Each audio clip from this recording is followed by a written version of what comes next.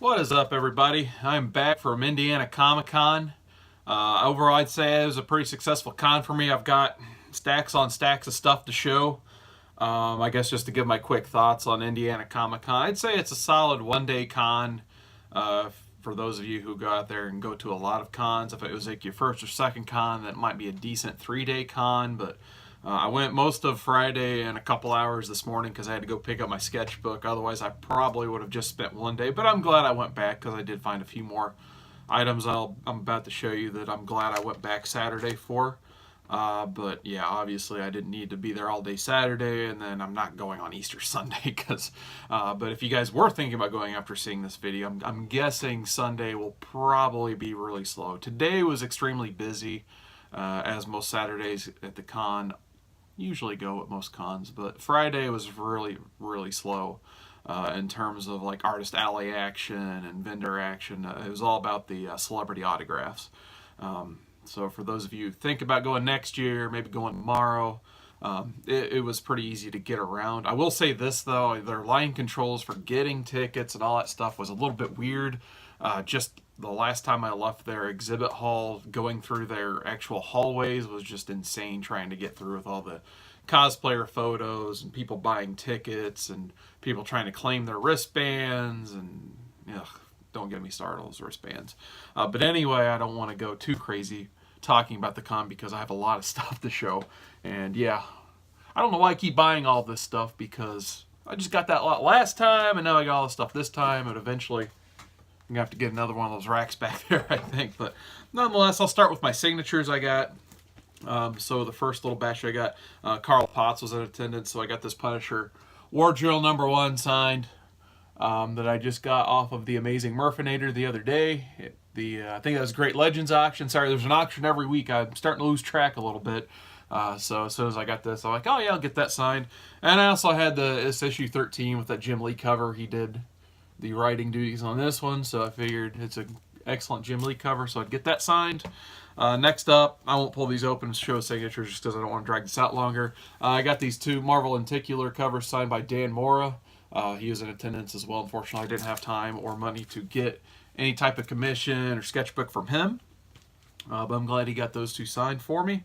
And then I only took one Bob Layton book with me. It's that Iron Man 126 I got off of Long Box Love Affair. Signed it right down there. So thank you, Bob Layton, for the signature. And then Peter David was in attendance as well. So I won't go too deep into the story because it's embarrassing. But luckily, I got my Hulk 340 signed. I attempted to clean this myself. I'm not going to attempt to clean anything else ever again unless it's just a beat up comic and it's practice. But there was like a little piece of junk here. So luckily, when I tried to clean it, the junk came off and it started to rub like right where his little fin's at right there. So that will forever haunt me. But luckily, Peter David's signature on there is a nice distraction to distract from that. So I was happy he kind of signed it where he did. And then I also had the Soul Eater storyline signed by him. So I had 107 through 110. So I just always really like these covers and the story as well. So there's 108, 109, and then 110. And then last up, I got some signatures from Sean Chen. So I had Wolverines 172 through 173. So he was nice enough to sign these. I always thought, I've had these since they came out. They're actually in the same bag of boards. I'll probably fix that problem. And then this one's actually a pretty decent David Finch cover, but he did the interior, so I had him sign that one as well. More on Sean Chen later. Alright, so that is, I believe, all of my signatures. I was so excited about some of the stuff I got, I forgot to get Greg Horn's signature. His booth was crazy this morning, and I was just like, oh, maybe C2E2 will get him to sign something for me. So I think he's the only one I missed out on. Everybody else I took stuff for got signed, so luckily I wasn't carrying too big of a backpack with unsigned stuff. I guess I'll go ahead and get started with, I'm just trying to figure out which stack to go through. First off, I got this for $10. It's Doctor Strange, Yoth 1 through 5. It's that Brian K. Vaughan Doctor Strange storyline. If you guys have been following my channel, I've been picking up a lot of the old Doctor Strange stuff, but can't go wrong with Brian K. Vaughan. I heard like a lot of the movie is influenced by the Yoth storyline, so saw this had been for $10. I figured why not $2 an issue. Thought solid deal for a reading version. Next up, I got 3 books as like $5 a piece or 3 for 10. So some of the books I found, I figured they were 3 for 10. So I got X Factor 15. I believe this is like the last Angel before he becomes Archangel in the following issue. So I figured I'd give this a read for $3.33. Next up, this one's kind of been eluding me for a while, so I was glad to find it for a reasonable price. Uncanny 282, the first appearance of Bishop. So I had 281. I think I actually got a couple copies of 281, a couple copies of 283, but I have never seen a 282 for like less than $5, let alone $3.33. Happy to have that. And the last one, the reason I started putting together a little bundle, I got Marvel Comics Presents Weapon X number 72, that awesome Barry Windsor Smith cover. Been eyeballing getting this one for a little while. This is actually a really clean copy. There's like nothing at all going along with that spine. The edges are perfect, so I was happy to see this in that bin for $3.33. I was prepared to pay $5, and I looked up and said he's basically buy two, get one free. So I was extremely happy with that little bundle. Next up, I actually attempted a haggle. I usually don't do that, but it actually kind of worked out. So I was flipping through this guy's like prices marked stuff. I was trying to stay out of the dollar bins just because I've got plenty back there, and I didn't want to leave with a giant mound of books. Unfortunately, I did anyway, but nonetheless, he had a prices marked bin right before I walked out of the convention center, and this particular book was not priced at all. I asked him how much. He just pulled a number off his head, $15, even though he had other copies of this book on his wall priced for a little bit higher. So I took this book I'm about to show you too, and I'm like, hey, give me both for 20, you call it even. And he's like, yeah, sure, that sounds fine. So the first one I pulled out was like priced at $7 or $8. I can't remember because I rebagged it. But I paired it together. So basically I got them both for $20. So $10 a book. X Factor number 6, First Apocalypse. Like I said, I've got about every other surrounding issue in the first 10 X Factors. So I've got a couple X Factor number 5s for some reason, but I've never seen 6 for under like $10 or $15 at my shop and stuff like that. So kind of happy to have it for 10. Could be in better shape, but for $10 I wasn't going to complain based on the next book I'm about to show you. So that $15 book is a Wolverine number 1, the ongoing. So I've been looking high and low. This book has eluded me for a very long time. So I was very happy to leave the convention center after I got this because this is one of the ones I've been looking for a while. So as soon as I got home, I put it in a nice shiny Mylar bag, so I don't even have to take it out ever again if I don't want to. And like I said, I don't know why he decided $15 / $10 after the deal. When he had other copies of this for like $20 and $25. So I wasn't going to ask, I wasn't going to complain once he told me 2 for $20 on these 2 books. I was like, yeah, why not? I'm actually trying to get this signed when I go to C2E2 next week because Chris Claremont will be there. So yeah, once again, I've been looking everywhere for a decently priced copy of this. So very happy to find that. And then last on that little stack, I found a Batman White Knight number 6 finally, so I can continue reading this. This excellent Sean Gordon Murphy storyline. If you guys haven't checked that out, this has been my favorite ongoing, well, I guess it's really technically a miniseries, but it's been my favorite miniseries coming out at the Comic Shocks period anymore. I've been kind of on the outs with modern books, but White Knight has been a must-read for me. And there's not too many must-reads out there right now for me. So if you guys can't find these for cheap, just wait for the trade. I'm sure it'll be out in no time because I think there's 2 more issues and I'll probably release a trade. But knowing DC, it'll probably be out like 6 months to a year from now. So however you can read it, maybe wait a year, but definitely check this out at some point in time. Alright, next up, this is the biggest chunk of my haul. I don't know how I'm going to store all this, but anyway, there's this vendor there. I don't know if he was just trying to give up comic collecting or he just, I don't know, but nonetheless, he had like some crazy prices on his books, and all of a sudden, I guess he decided I'm going to sell my stuff for $1, $5, or $10. Or no, it actually wasn't even $10. It was $1, $3, and $5. So I guess he's just trying to get out of the game, maybe. I don't know, but nonetheless, I didn't ask or complain, just like the Wolverine. So he had some excellent stuff for $1, $3, and $5. So let's get into it. Nowhere Men number 1. Got this for $1, even though it's priced at $13. This is a pretty solid Image series. I don't know if it's still going on or not, or if they just took a big long break or what, but I have the first trade of it. It's a really solid read. I won't get too much into it now, but if you guys can find a trade of this, pick it up. I always wanted the first issue just because I did really like the trade, so to get it for $1, there was no question there. Found Messiah Complex Chapter 1, the Silvestri variant for $1. This is the first hardcover I ever bought, like the whole Messiah Complex story. And I really enjoyed it. So to have the variant cover from Silvestri, definitely can't say no for $1. Next up, I've been trying to fill up my New Mutants run from Volume 1, so I found the special edition for $1. Even though it's priced at $4, it only cost $1. So I'll be reading that. And actually, I can't remember. I want to say these X-Men's were $3 out of the $3 bin. I don't know how he had them priced exactly. Some of them actually are. Maybe I did get them for just $1 because they are Mark III, so we took them to $1. But nonetheless, Bronze Age X-Men for $1. Who could complain when it's not completely tore up and everything? So this is 178. And I got 149 as well from that Dave Cockrum run. And then 147. So like I said, $1 X-Men, you can't go wrong in that era. Then I actually found the first 2 issues of Fairest with those Adam Hughes covers. So $1 each on these 2. So couldn't pass those up for $1. Even though I really haven't read a lot of the Fable stuff from Bill Willingham. I'll definitely be checking those out. I got Doctor Strange #1 from the Jason Aaron, Chris Bachalo run. So like I said, I really like Jason Aaron's work. I've been collecting a lot of Doctor Strange lately, so for $1, check that out. There's a series I never read but I've heard excellent things about. It's Alex plus Ada #1. Hope to get a trade or a hardcover of this one day, but I figured for $1, why not get the first issue of Image #1. And this one's one I never thought I'd get for $1. I've always liked this series. I've read the trade a few times over. Joss Whedon's Frey #1. I'm a big Buffy fan. So to have a Frey #1, I'm pretty excited about that. I think this is the first issue I pulled out of all of his bins. I was like, all right, I'm going to put together a little pile here. So Frey #1, couldn't go wrong there.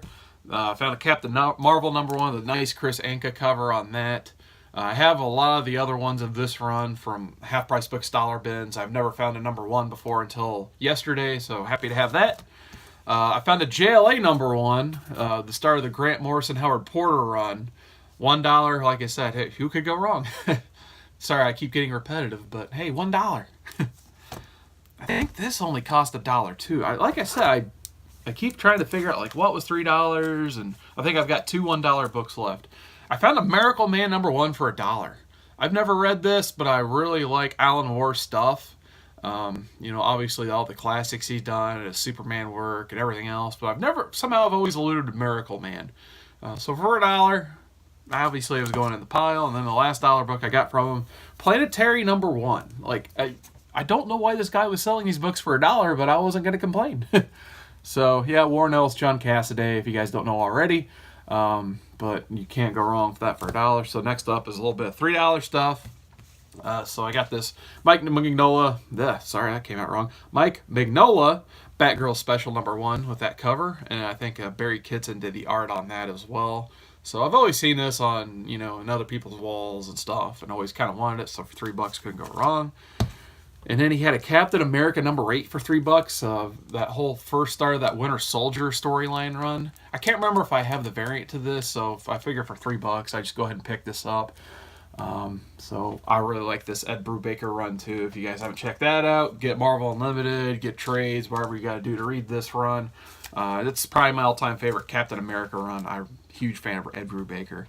$3, 182 Daredevil, the post-death of Elektra issue. Unfortunately, I couldn't find 181. I thought I had that in my collection, and I have not been able to find it with my other Daredevils, so I guess I never had it.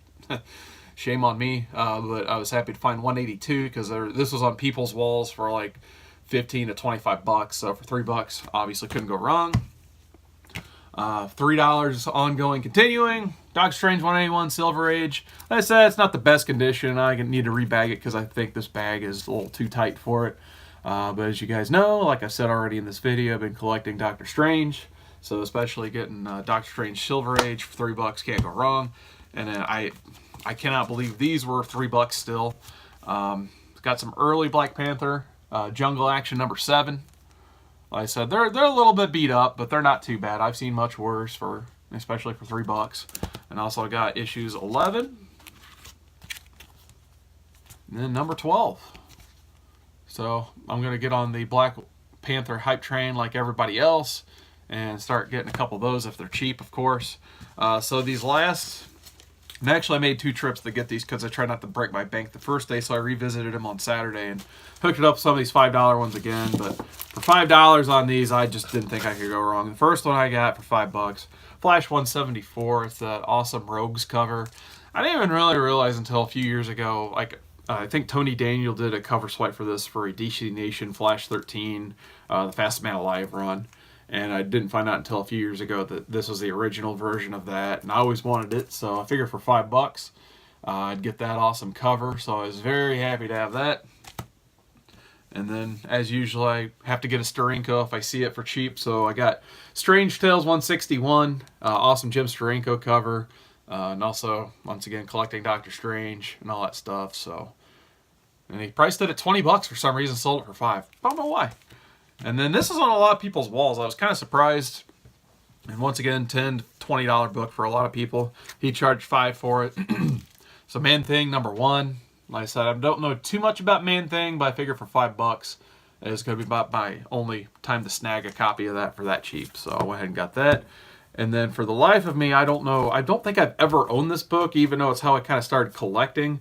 I found the first appearance of Doomsday for $5. Man of Steel 18. So like I said, I don't have a copy of this in my collection. I feel like I owned it at one point. Maybe it's at my parents' house or something, but I wasn't going to pass this up for $5. So yeah, I got that. Another awesome old Doctor Strange, Strange Tales 164. And then they also had 166, which this one's a little beat up, but like I said, $5. Usually, I mean, minimum on eBay you pay for this type of stuff is $10 a pop, not shipped. So for $5, I had to get that. I got a few more Flash covers too to show. Flash 166. So I really like Legends of Tomorrow for the most part, even though the show doesn't make sense. I enjoy the characters. So when I see a cover with Captain Cold and Heatwave on it, I decided I had to have it. So there's that cover. And yeah, it looks like I definitely have to flip through that. It looks hilarious. They're getting ready to ambush Flash when he has like a twisted ankle there. So can't wait to read that. And then another Rogues cover. This one is Flash 155. So once again, $5. And then the last one finally on this haul. Flash 200. Holy crap, your spine is hurting. But hey, $5. And there it is. So like I said, yeah, that spine. Whew, we got a little bit of work to do there. But yeah, we'll see what we can do, rebag that, Mylar and all that good stuff. So once again, happy to have that nice Carmine Infantino cover. Who could go wrong? Oh man, so there's that. Imagine haul that around one backpack.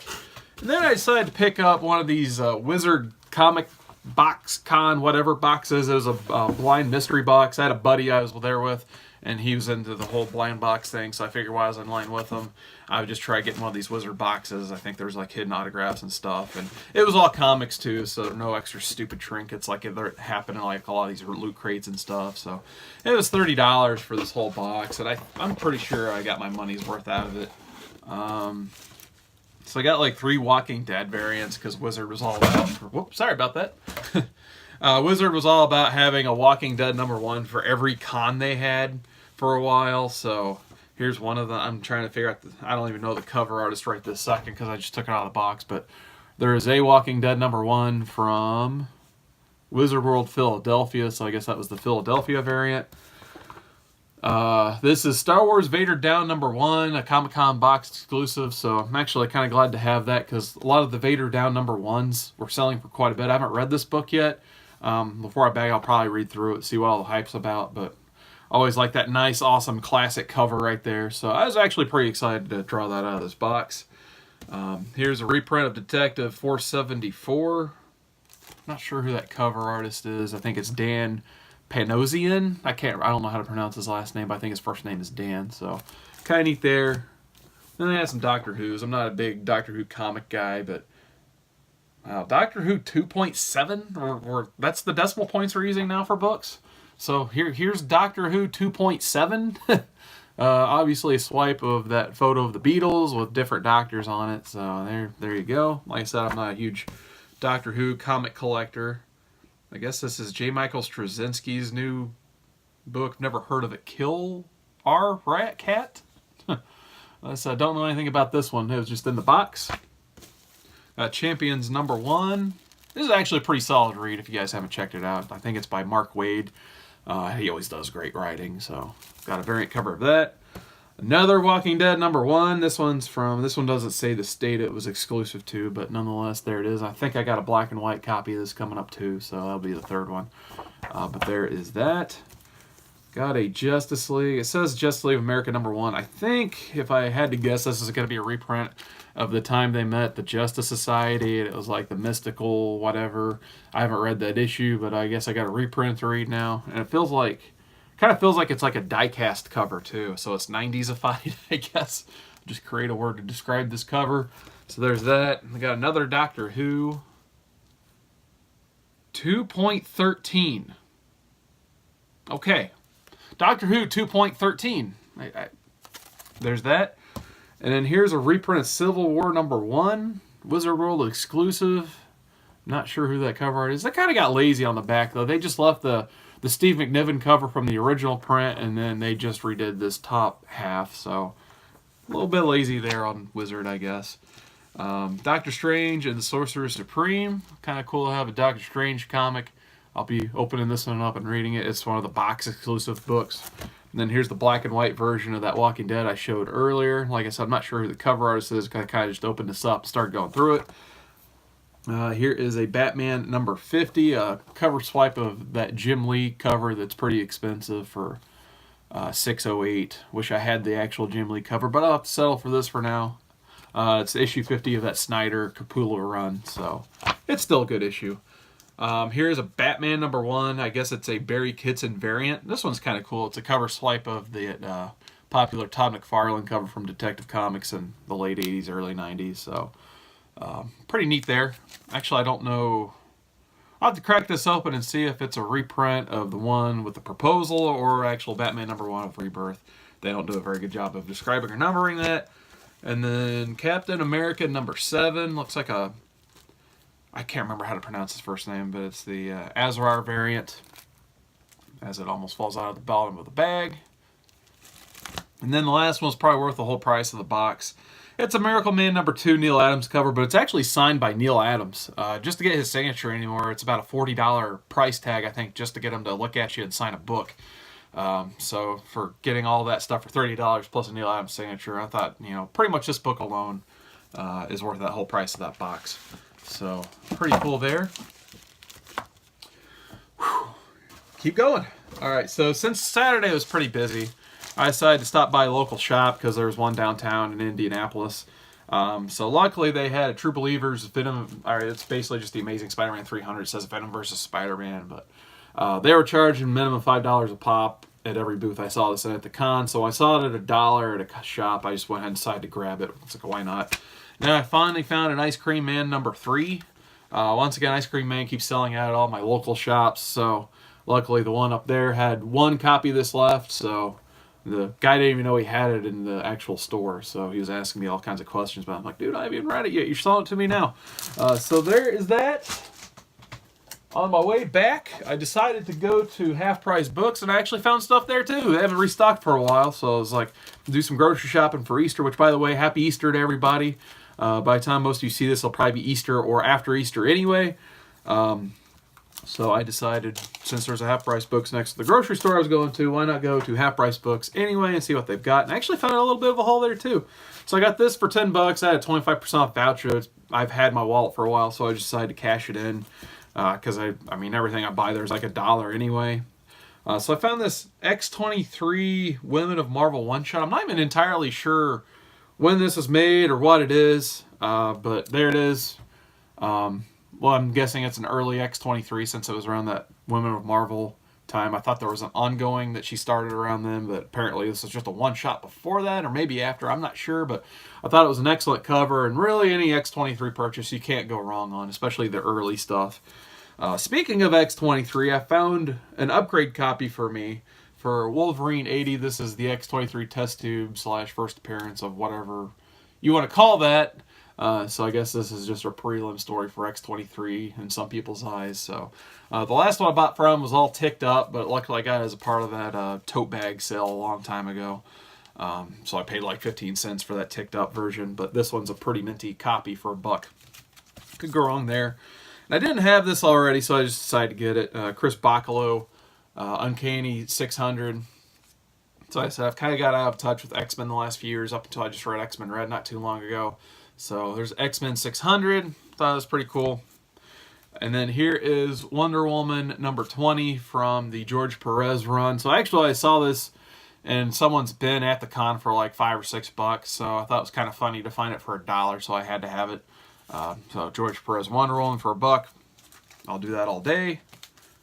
Next up, found this Huntress cover. Huntress number 1 sometime. Yeah, 94 it says. Thought that looked pretty cool. I don't really know too much about this run. They had a couple buys, picked up the first issue just to have it. So I thought that was neat. Surprised to find this for $1. It's Legion of Superheroes 294. The Great Darkness Saga conclusion. It's got a Darkseid on the cover. It's just, in my opinion, kind of a Copper Age, I guess, iconic cover.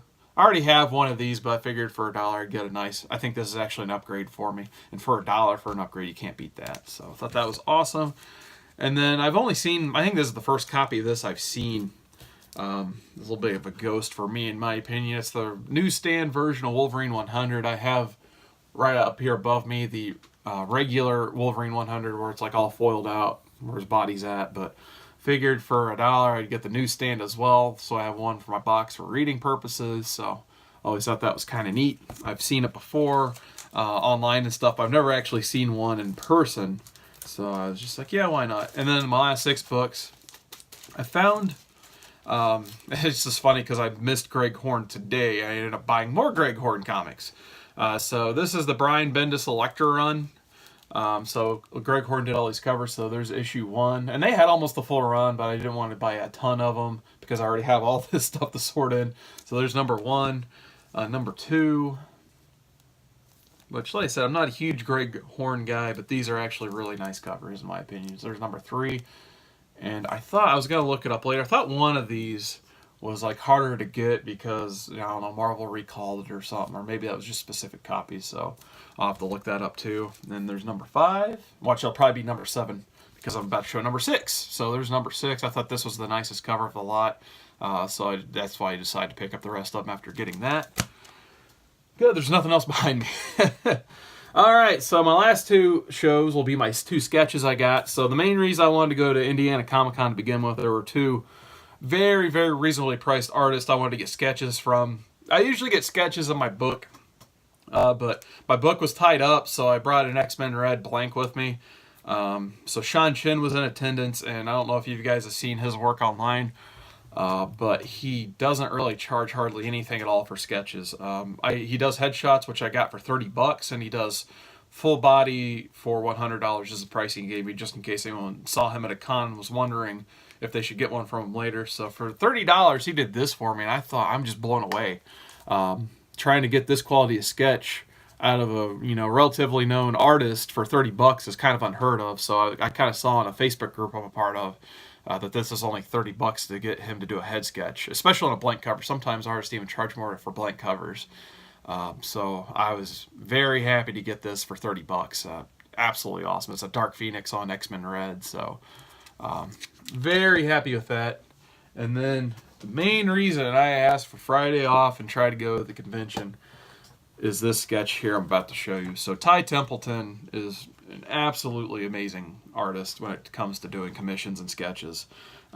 He'll tell you 10,000 stories before you get your sketch, which is all good. He tells some hilarious stories. The guy is absolutely a pleasure to deal with. But I have to admit, I was really blown away by this sketch he did for me. So in case you guys were wondering about the pricing, this did cost me $75, but it's full body, full color. And actually it came with a preliminary sketch too, so he just let me have the prelim. So there's kind of a preview of what I'm about to show you. So I don't even know what I'm going to do with this. I might actually try to frame that and hang it too. But I got a Poison Ivy from him, as you can kind of see. So this is just a prelim. Some people would probably pay him just for this. So this is kind of like just a free bonus. So absolutely amazing there. But for $75, and I've tried to get him for 2 conventions, now I understand why.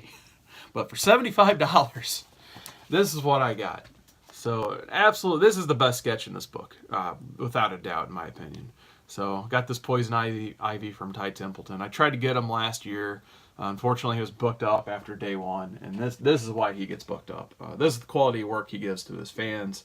I can't say enough good things about Ty Templeton. So if you guys, day one of a convention, see Ty Templeton at your con, give him some money. Get a sketch from him. I mean, you're not going to find better bang for your buck sketch than this.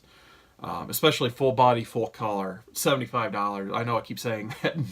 I just like to throw my prices out there because, especially in the world of sketches and commissions, people. I mean, it's kind of, there's a lot of fluctuating prices and all that stuff's kind of hard just to look it up online. Not every artist has a website, so usually, I mean, maybe he's at another con this year and someone else used this video to kind of do the research and try to get one of these themselves. But I mean, if you do want to get a Ty Templeton sketch, get there Friday morning first thing. He will be booked up for the whole weekend by like halfway through Friday if he's there all 3 days.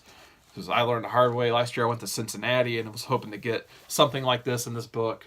And yeah, I got there Saturday, first person in front of his table. And he's like, I'm still booked up from yesterday. See me Sunday. So I go back Sunday. He's like, it's not going to happen. I'm sorry. So I made sure this convention, asked for a whole day off, got in line an hour early, darted to his table, so he opened the door in front of me, and luckily I was third to get in line. And like I said, I couldn't be happier with this. This is by far, well, maybe not by far. There's good ones in this book. Don't get me wrong, but this is by far one of the best things I've gotten for a while. And then the very last note I had from the convention is I did do a CGC drop-off, those 2 Green Lantern books I was talking about in my last video, the first appearance of John Stewart, and then the Speedy drug issue. I did submit those to CGC, so hopefully in a few months I'll have an update on those. But hopefully not too far down the line, because I would like to see the grades on those very soon. Other than that, hopefully you guys still watching at this point. I apologize for the half-hour time. But I did have a lot to get through, and I wanted to talk about the con a little bit just in case anyone was curious about trying to go next year, trying to go tomorrow. There's still time to go tomorrow. Obviously, it runs through Sunday, but tomorrow's Easter, so I don't know why they keep scheduling it Easter. They did the same thing last year, and that's why I couldn't go. But other than that, I guess leave some thumbs, sub up. I think I'm at 98. So let's try to get that up to 100. We'll see by the end of the day. Thanks so much for watching. Other than that, leave some comments if you guys have any questions about going to conventions and stuff. I've been to a bunch, so I guess if you guys need a recommendation on anything, sketches, other than that, just leave some comments, and thank you for watching.